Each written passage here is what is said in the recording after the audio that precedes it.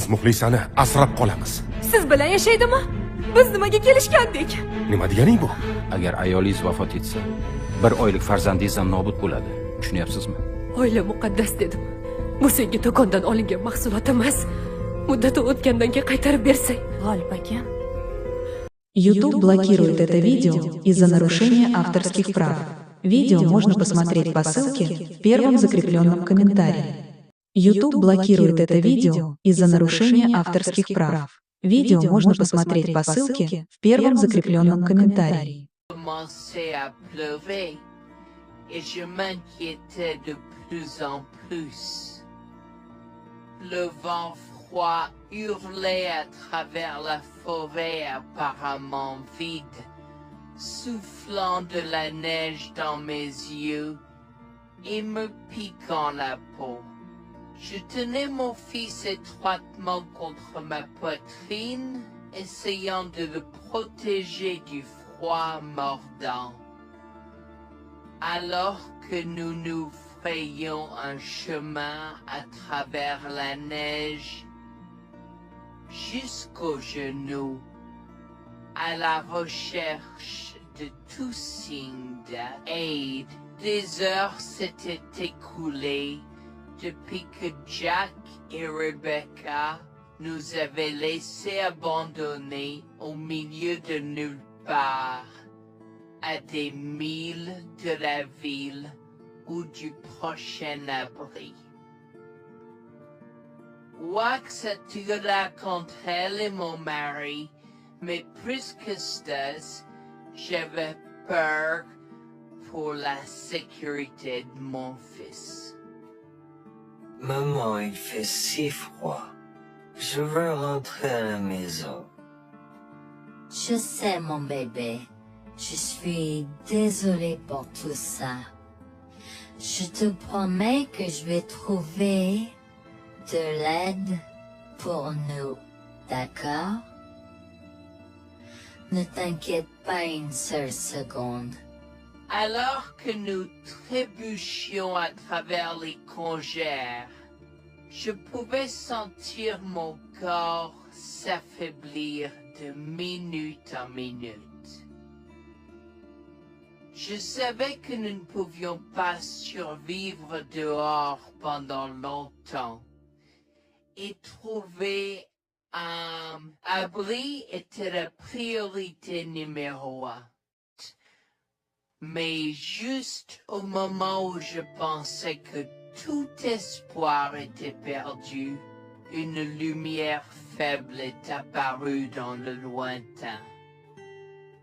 Nous avons trébuché vers elle à moitié aveugle et à moitié gelé, jusqu'à ce que nous atteignions enfin la petite cabane aperçue auparavant, avec ses bouffées de fumée qui s'élevaient toujours dans le vent rude, nichées dans une clairière. Avec les quelques forces qui me restaient, j'ai frappé à la porte aussi fort que possible et je me suis effondré dessus. Maintenant, qui pourrait, oh Harold, apporter de l'eau bouillante et des couverts tout de suite? Un couple âgé et gentil nous a accueillis. Ils étaient si aimables de nous permettre d'enlever nos vêtements gelés, de nous baigner dans l'eau qu'ils ont tirée pour nous et de nous asseoir près du feu avec une nouvelle paire de vêtements et leur offrant une soupe chaude et des couvertures pour nous envelopper. Nous nous sommes blottis ensemble dans la chaleur. Mes sentiments de colère et de frustration ont commencé à bouillir. Comment ont-ils pu faire ça? J'espère qu'ils viennent dehors. Il y a plus de gens dehors. Nous devons aller les chercher. Non, ne te dérange pas, c'est ma belle-mère et mon mari inutiles. Ils nous ont laissé là pour geler. Tu dis un mensonge. Pourquoi ferais-tu une chose aussi horrible? Je savais que Becky était toujours comme ça, mais Lucia... Pas moyen qu'il nous ferait ça. Attends une seconde. Becky, ce nom me dit quelque chose. Est-ce la dame avec une fine silhouette, les lèvres pincées et sérieuses tout le temps? Porte-t-elle des lunettes pourpres et une taupe sur l'aide sa lèvre spéa? La même. Comment la connaissez-vous? Elle a l'habitude de parcourir ces régions, mais c'est bizarre de faire une telle chose pendant cette période où les tempêtes de neige sont abondantes. En fait, je ne l'ai jamais vue dans ces parages pendant cette période de l'année. Maintenant, chérie, s'il te plaît, dis-nous comment tu la connais. Je suis sa belle-fille. Nous sommes venus de Floride parce qu'elle n'avait jamais vu son petit-fils Freddy depuis sa naissance. Je voulais vraiment qu'ils se lient d'amitié et se connaissent, mais Anne semblait désintéressée, même après que nous soyons venus de si loin. Freddy était blotti contre moi, endormi dans mes bras, avec un sourire sur son visage. Dieu merci, il allait bien. Dieu merci, il était en sécurité. Comment son petit corps a survécu tout cela?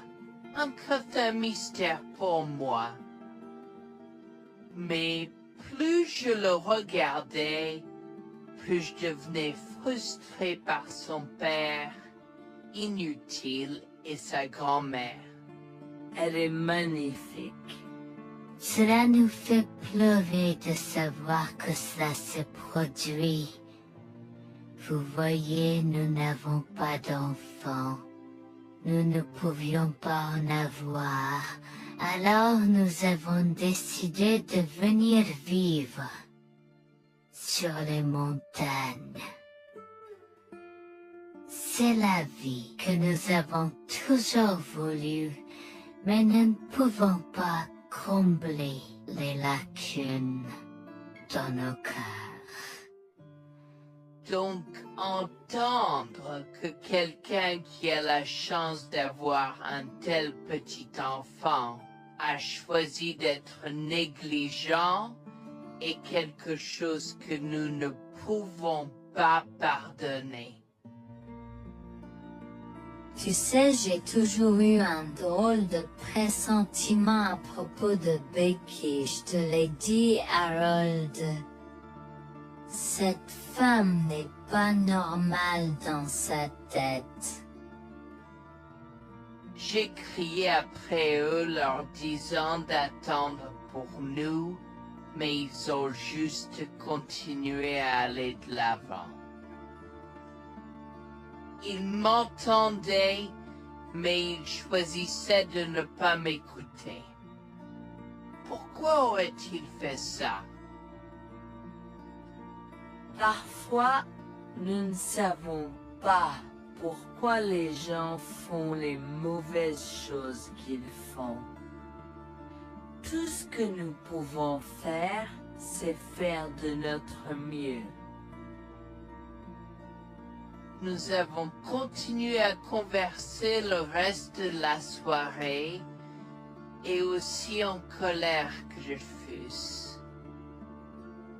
Vague stade je me fais cheveux merger parce que merger que je savais que Lucien et moi étions exécutés.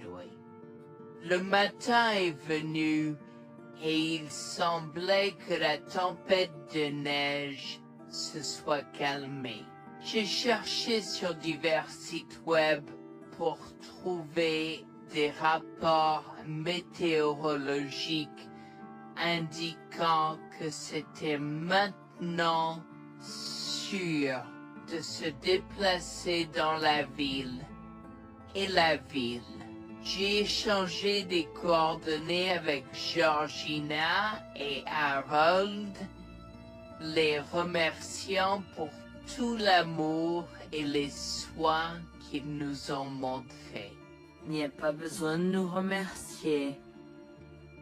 Nous avons juste fait ce qui était juste.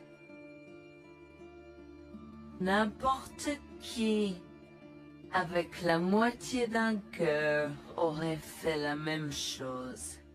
S'il vous plaît, laissez-moi vous accompagner chez vous. Harold et Georgina nous ont accompagnés à la résidence et, oh mon Dieu, nous avons trouvé Lucien et Rebecca assis confortablement sur le porche avant, comme si Freddy et moi étions sur le point de mourir la veille. Je suis sorti de la voiture et j'ai commencé à perdre les pédales. Qu'est-ce qui ne va pas chez vous, les gens? Comment pouvez-vous nous laisser là?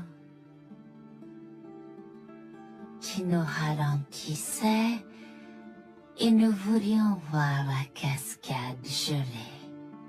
Est-ce que tu plaisantes?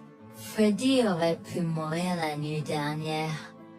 Tu t'en fous, vous, Lucien? Pour être juste, tu aurais pu simplement rester à la maison si tu n'étais vraiment pas prêt pour cette aventure. Je jure devant Dieu, à ce moment-là, ma vision est devenue rouge. J'étais prêt à attaquer, à donner des coups de pied, à crier et à hurler pour que le monde entier entende à quel point ces gens étaient horribles. Non seulement ils nous ont laissés là, mais ils semblaient ne pas se soucier de ce qu'ils avaient fait. C'était presque comme s'ils essayaient de nous tuer. Avant que je ne puisse lancer une série d'actions et de mots qui ne pourraient pas être repris, Harold m'a retenu, me disant de me calmer, car Freddy était toujours dans la voiture avec Georgina. En assistant à toute cette scène, il m'a fallu un moment pour me calmer. Mais même si j'avais calmé, j'étais toujours agressif et argumentatif. Vous nous avez laissés là. Nous aurions pu mourir, Lucien. Tu t'en fous de ça? Tu t'en fous que ta mère ait essayé de nous tuer? Ne sois pas dramatique, Noémie. Elle n'essayait pas de faire ça. Regarde la raison pour laquelle nous ne sommes pas revenus te chercher, parce que nous savions que tu trouverais de l'aide et un abri. Je veux dire, tu as toi-même indiqué cette cabane, n'est-ce pas? Il semble que tu aies obtenu l'aide dont tu avais besoin. Pas grâce à toi ou à ta mère. Je n'arrive pas à croire ce que je entends ce moment. Assez, tout le monde. Ne me donne pas mal à la tête. Comment peux-tu être si froid et sans cœur envers ta femme? J'ai la moitié d'une idée de venir te frapper. Essaie, vieil homme. Je te mets au défi. Écoute, Noémie. Je suis désolée que tu n'aies pas pu gérer un peu le mauvais temps, mais je jure qu'il n'y avait aucune mauvaise intention de ma part. Écoute, Noémie, je suis désolé que tu n'aies pas pu gérer un peu le mauvais temps, mais je jure qu'il n'y avait aucune mauvaise intention de ma part. Oh oui. Pourquoi diable irais-tu faire de la randonnée à cette période de l'année? Nous ne te voyons jamais pendant cette période, alors quoi maintenant? Pourquoi maintenant quand tu as un enfant qui ne voulait que se connecter avec toi? Quelqu'un pourrait argumenter que ce niveau de négligence grossière était intentionnel, Becky. Tu es une personne malade et pathétique. Cela a semblé faire fondre l'extérieur froid et dur de Becky, qui avait l'air douloureuse, du moins pendant un instant, avant de revenir à son extérieur de méchante sorcière de l'Ouest.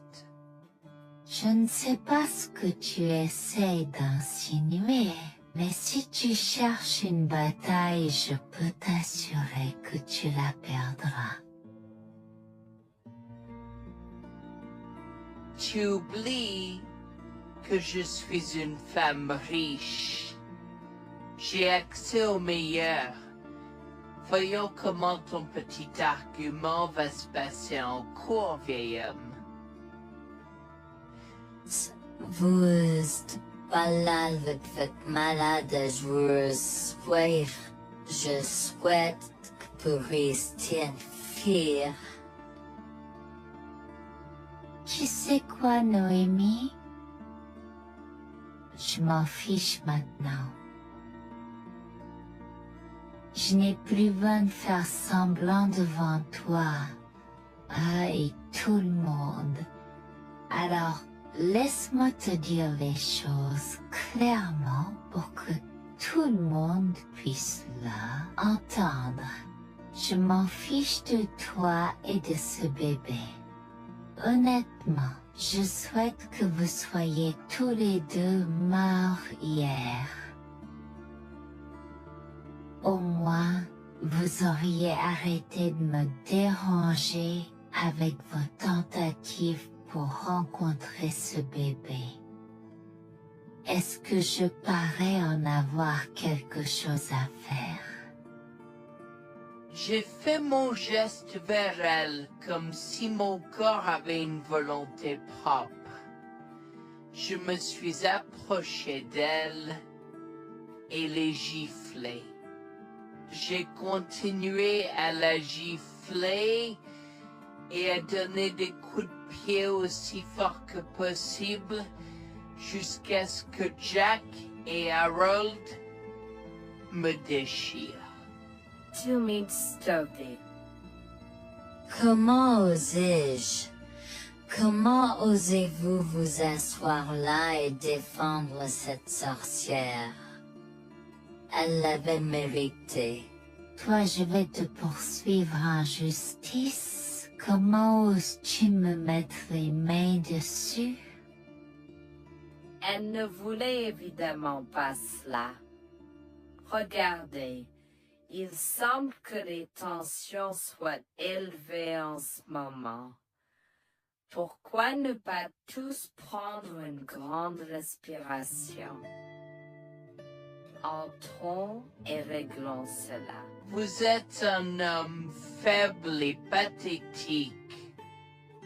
Et j'espère que vous passerez le reste de votre vie à expier ce que vous avez fait à votre fils.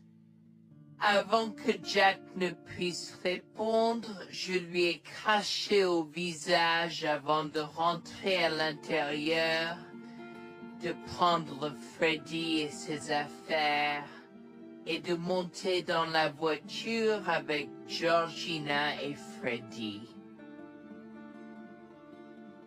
Maman, j'ai peur.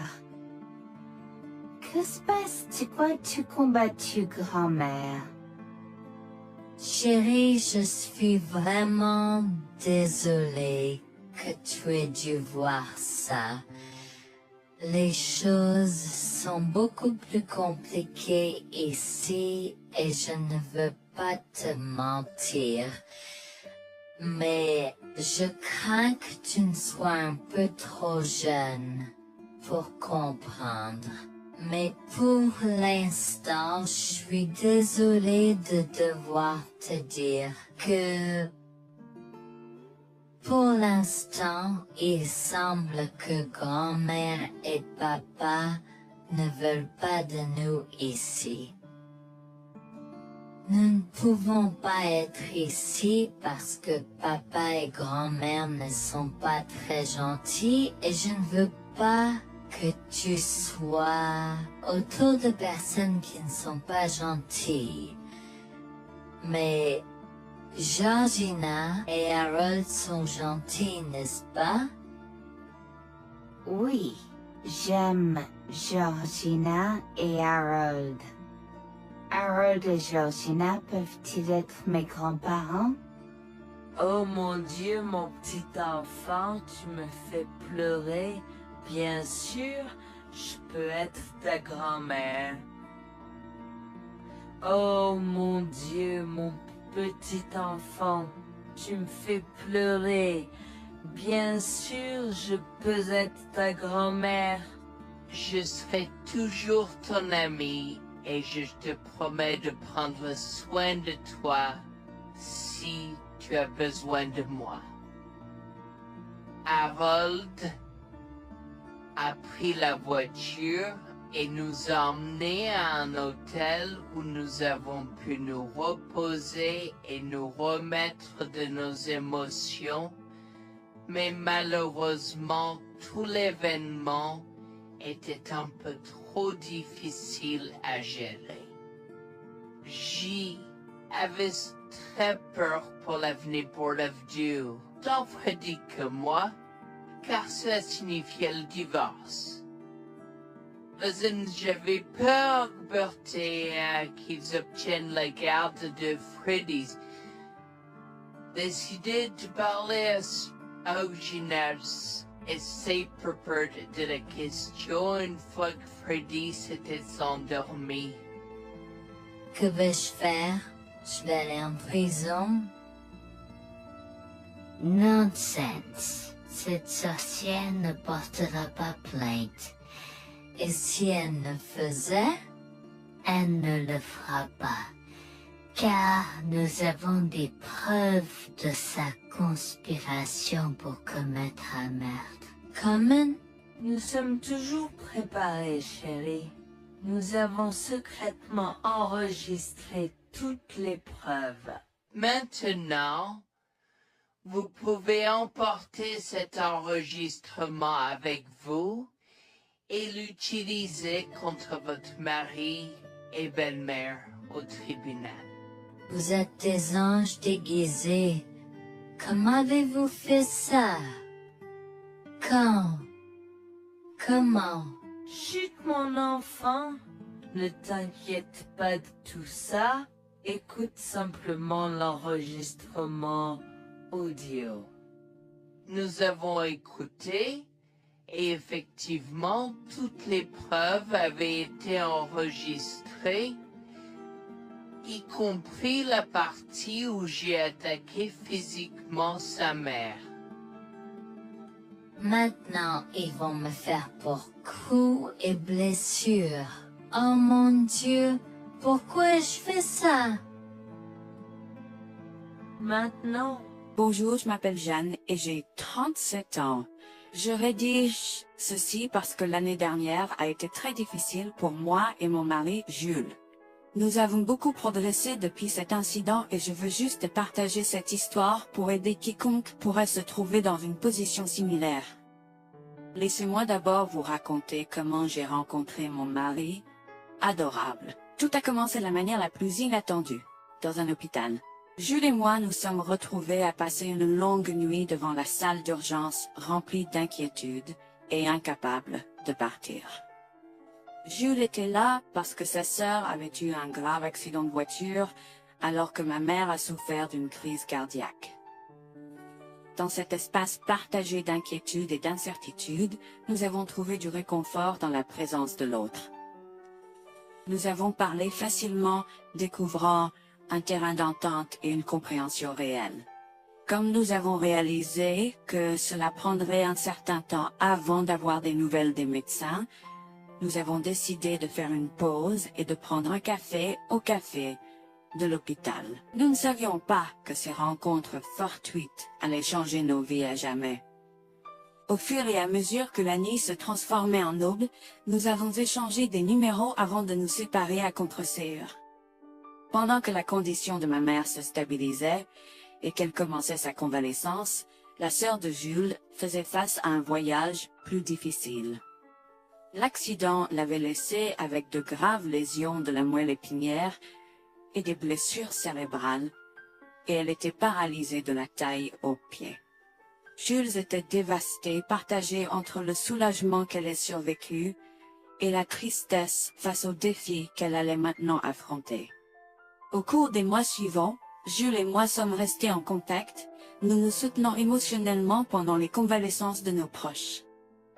Nos conversations ont progressivement changé, nous permettant de partager nos espoirs, nos rêves et nos peurs. Dans l'un de ces échanges sincères, Jules a eu le courage de m'inviter à prendre un café, un rappel significatif de l'endroit où notre connexion avait d'abord fleuri. Notre amour a grandi rapidement, alimenté par la fondation que nous avons construite pendant nos moments les plus sombres. Welfare vers l'identité de l'autre et avons avoir Cela n'a pas pris longtemps pour que nous réalisions que nous avions trouvé quelque chose de vraiment spécial. Après 2 ans de fréquentation, Jules m'a demandé en mariage. Avec une joie débordante, j'ai dit oui avec enthousiasme. Notre mariage était une petite et intime célébration, honorant l'amour qui est né de nos épreuves partagées. À ce moment-là, la sœur de Jules avait besoin de soins spécialisés, et il, étant le membre de la famille le plus proche, a pris la responsabilité. Cependant, il avait également besoin d'un travail temps plein pour gérer les factures qui s'accumulaient.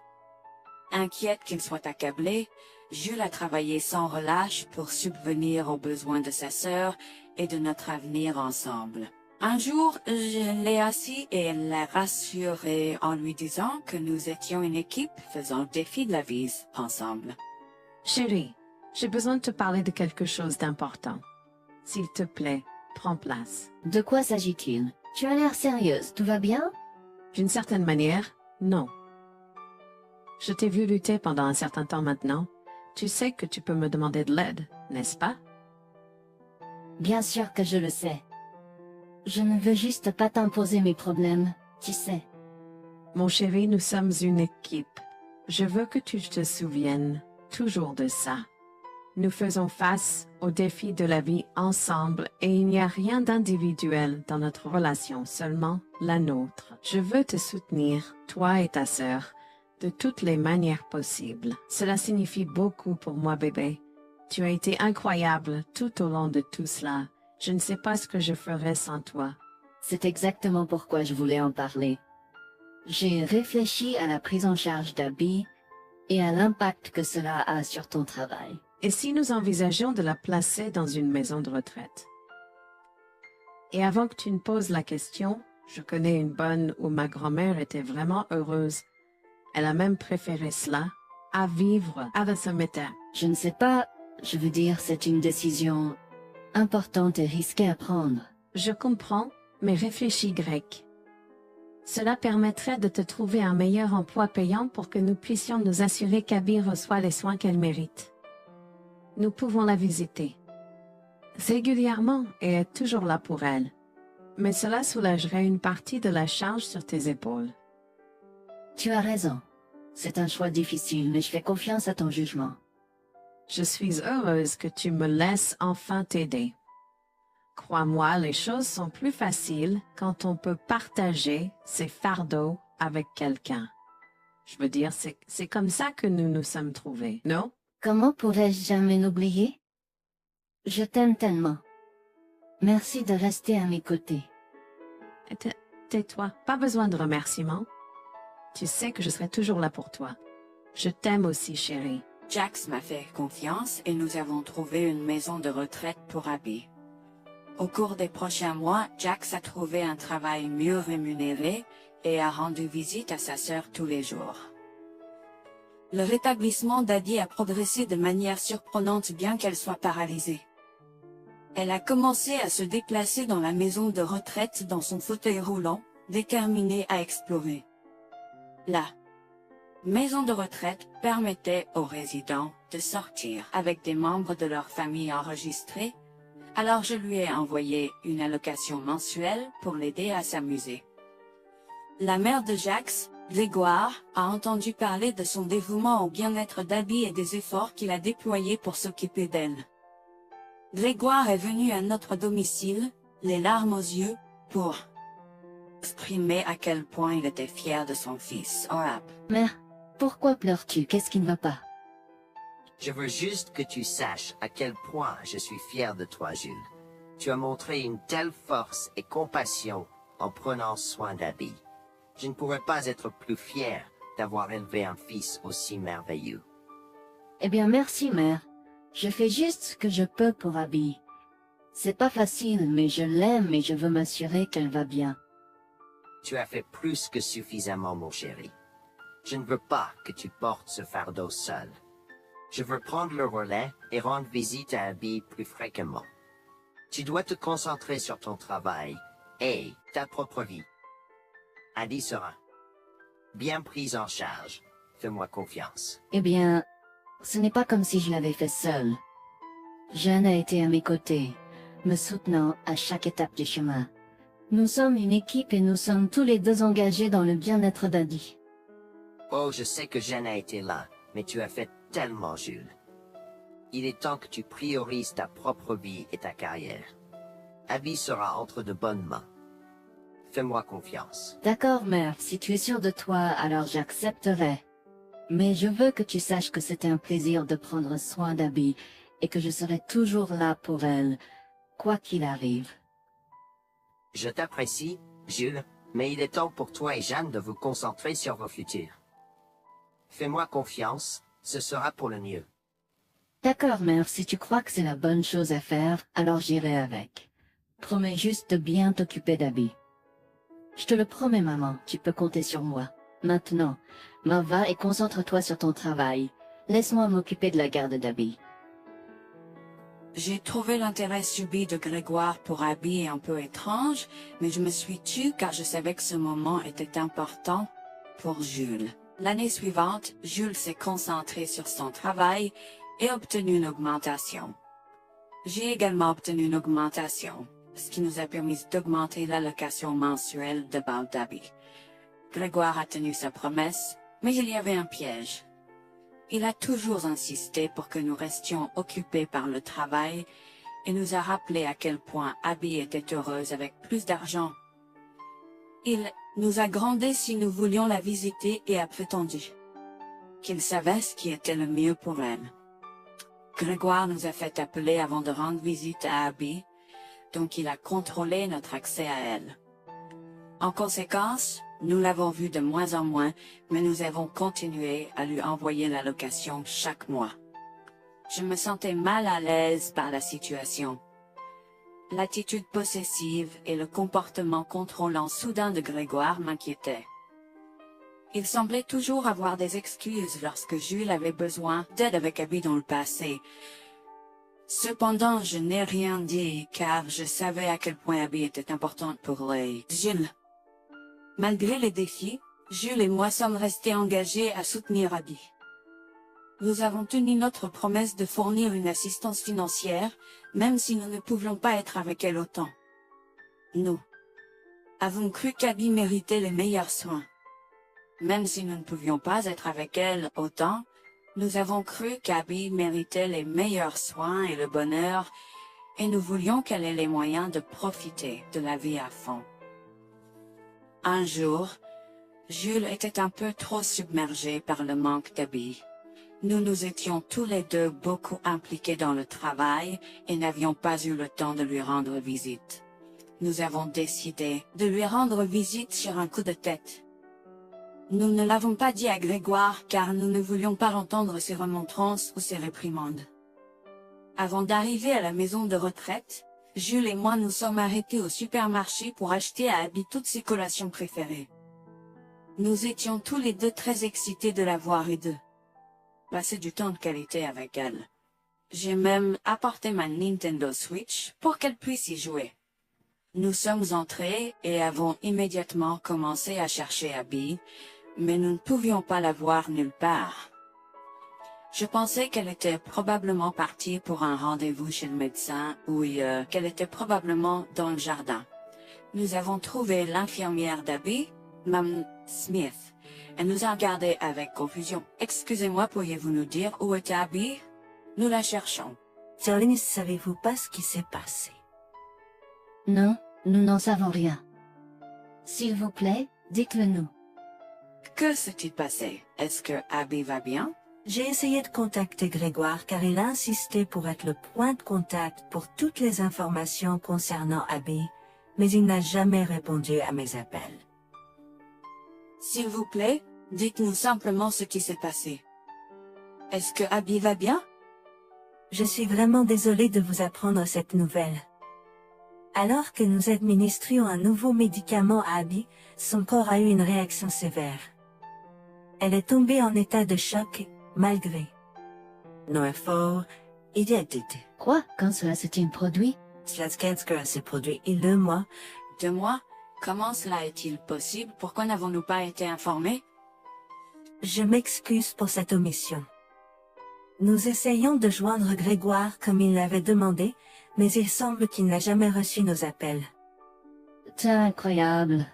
Nous aurions dû être au courant, nous aurions dû appeler Abby. Merci de nous l'avoir dit, Manette.